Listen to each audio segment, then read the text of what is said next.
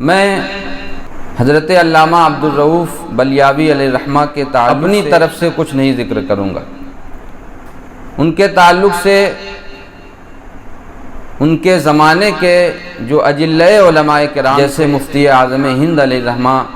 حضرت علامہ مولانا مفتی شریف الحق شارح بخاری علیہ الرحمہ، حضرت علامہ عبدالعزیز حضور حافظ ملت علیہ الرحمہ، ان حضرات نے ان کے تعلق سے کیا باتیں کہیں اور اس کے تناظر میں حضرت کی شخصیت کا ہم کس طور پر اندازہ لگا سکتے ہیں، اس تعلق سے دو تین باتیں آپ کے سامنے۔ حضرت علامہ عبدالرؤوف حافظ جی علیہ شخصیت اور آپ کا علمی مرتبہ و مقام اتنا بلند ہے کہ ہم اس کو بیان نہیں کر سکتے۔ علامہ عبدالرؤوف بلیاوی علیہ علماء کی طرح نہیں تھے۔ ہمارے سامنے علماء کرام کا جب ذکر کیا جاتا ہے تو ایک یہ تصور ہماری نگاہوں کے سامنے آتا ہے، ہمارے ذہن میں آتا ہے کہ وہ علم حدیث میں بہت ماہر ہوں گے، علم فقہ میں ان کو کمال حاصل ہوگا، اور اردو ادب یا عربی ادب کے تعلق سے وہ بڑے ماہر ہوں گے۔ لیکن حضرت علامہ عبدالرؤوف حافظ جی علیہ الرحمہ کی شخصیت اس سے بالکل الگ تھلگ تھی۔ آپ کو جہاں علم تفسیر، علم حدیث، علم فقہ میں کمال جو دنیاوی علوم ہیں، علم سائنس، علم جفر اور ایسے علوم جو بالکل نادر و نایاب ہیں، ان میں حضرت کو کمال حاصل تھا۔ جفر ہے، علم توقیت ہے جس سے اوقات کا پتہ چلتا ہے، اور علم ہیئت ہے، علم حساب ہے، علم ریاضی جسے کہا جاتا ہے، ان تمام علوم میں حضرت کو کمال حاصل تھا۔ اور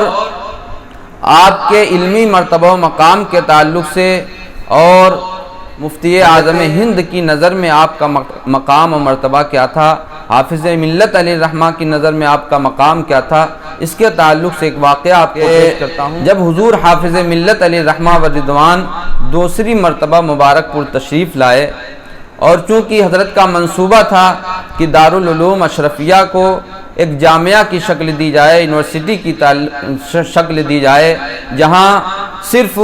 عربی علوم نہ سکھائے جائیں، یعنی شرعی علوم نہ سکھائے جائیں، بلکہ ایک آفاقی علم یہاں سے لوگوں تک پہنچے، اس کے تعلق سے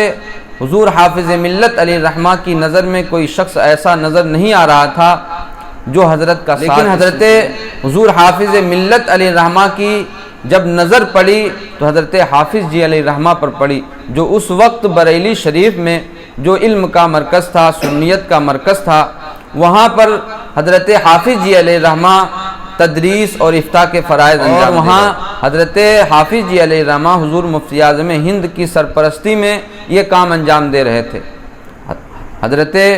حضور حافظ ملت علیہ الرحمہ کی نظر جب حافظ جی علیہ الرحمہ پر پڑی، لیکن ان کے ذہن میں یہ بھی آیا کہ مرکز اہل سنت سے اور مفتی اعظم ہند علیہ الرحمہ سے ان کو مبارک پور تک لے آنا یہ بڑی مشکل بات ہے،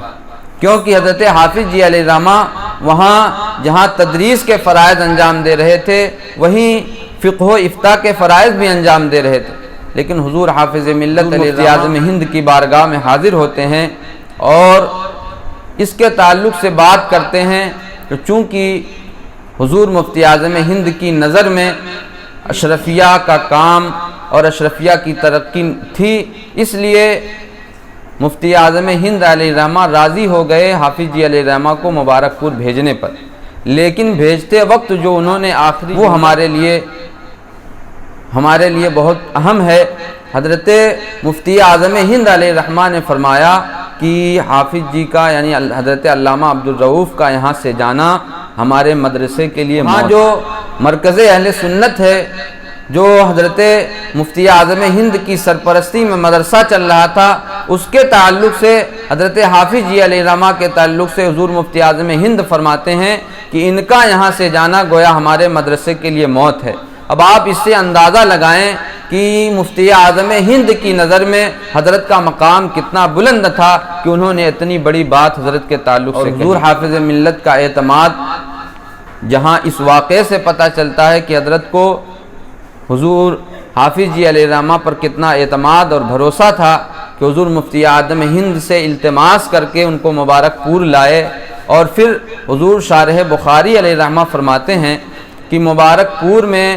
دارالعلوم اشرفیہ میں جامعہ اشرفیہ میں تمام مدرسے کی ذمہ داریاں حضور حافظ ملت نے حضرت حافظ جی علیہ الرحمہ کے سپرد کر دی تھی،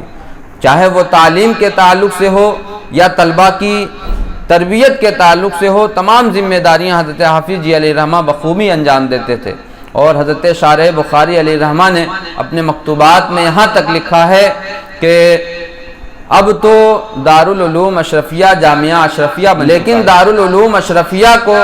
دارالعلوم سے جامعہ اشرفیہ بنانے میں حضرت حافظ جی علیہ الرحمہ کا اتنا ہی دخل ہے جتنا ایک انسان کو انسان بنانے میں اس کی عقل۔ شارح بخاری علیہ الرحمہ حضرت حافظ جی علیہ الرحمہ کے تعلق سے حافظ ملت علیہ الرحمہ کی نظر میں اور علماء کرام کی نظر میں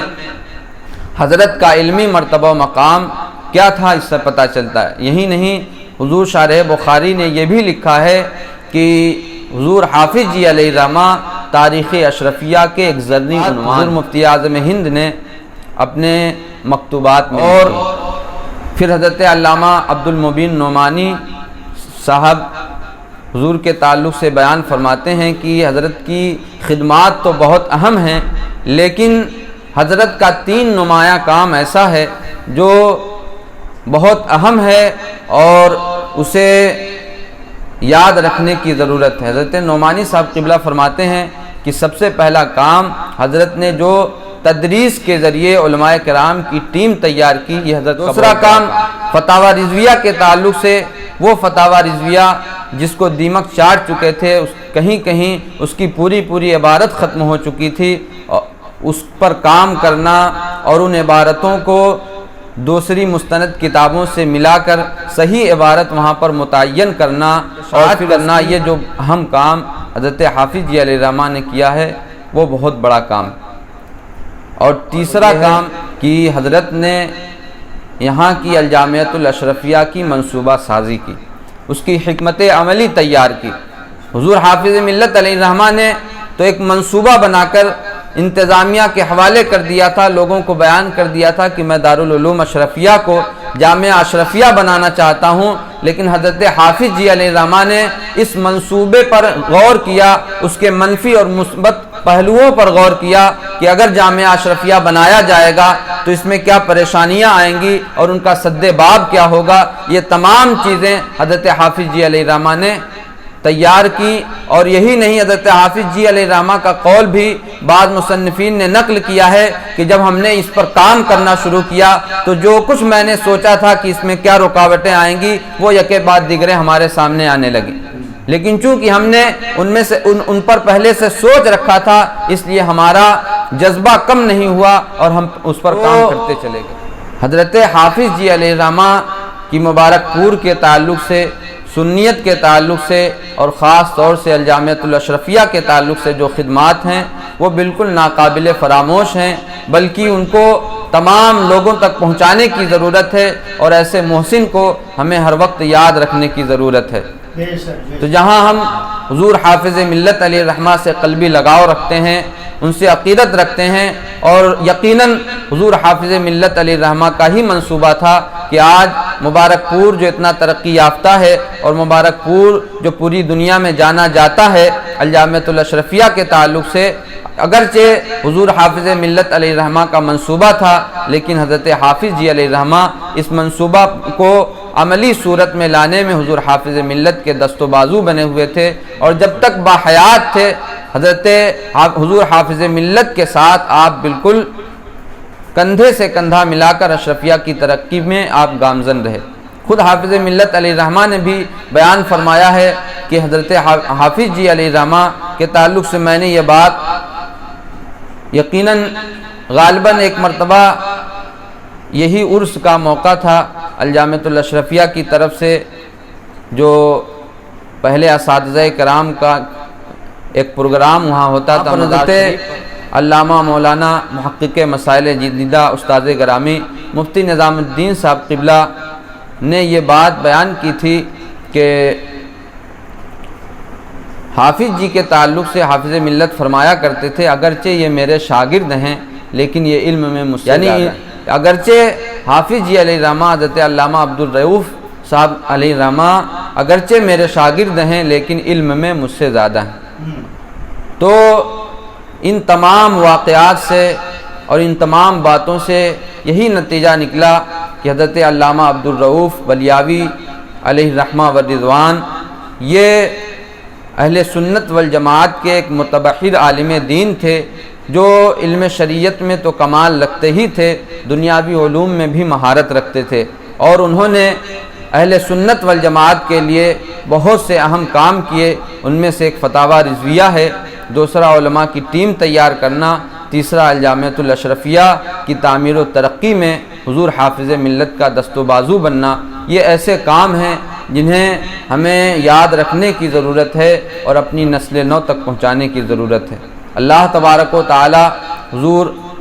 حضرت علامہ عبدالرؤف حافظ انور پر بے شمار رحمت نازل فرمائے اور ہمیں ان کے نقش قدم پر چلنے کی توفیق عطا فرمائے۔ وما علینا الا البلاغ۔ السلام علیکم۔